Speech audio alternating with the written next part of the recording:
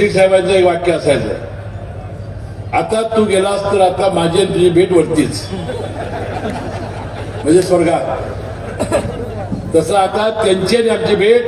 परंतु या 3.5 वर्षामध्ये तुम्हा कार्यकर्त्यांना, तिन्ही नेत्यांना तोंड दाखवायचं आहे. कामाच्या निमित्ताने दाखवायचं आहे, विकासाच्या निमित्ताने दाखवायचं आहे.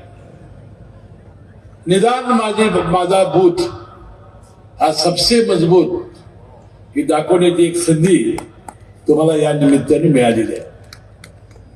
आता पुन्हा तक्रार नाही, आता कुणाचंही लग्न नाही, तिघांचा मिळून मंडप आहे, तिघांचा मुलगा आहे, तिघांच्या नवऱ्या आहेत.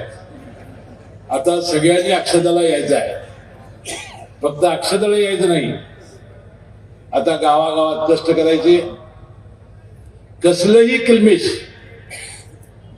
शेवटी आपण नेत्यांचे जर आदर्श कार्यकर्ते आहात तर म्हणते महाराष्ट्रामध्ये एक इतिहास करण्याची आणि संपूर्ण राज्याला एक उदाहरण घालून देण्याची एक संधी तुम्हाला या निमित्ताने मिळालेली आहे.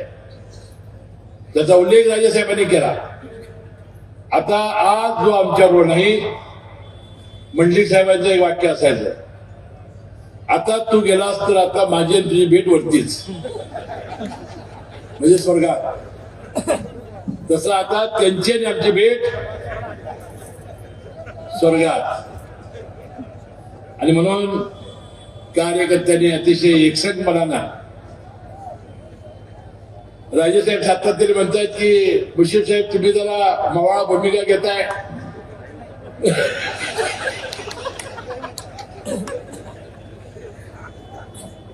आणि म्हणून मी अतिशय हार्ड भाषा वापरलेली आहे. मी कार्यकर्त्यांना विनंती आहे की कसलीही तक्रार, कसलीही याबद्दलची आपल्याबद्दलच एखादी चूक घडता कामा नये एवढी विनंती तीनही गटाच्या कार्यकर्त्यांना माझी आहे.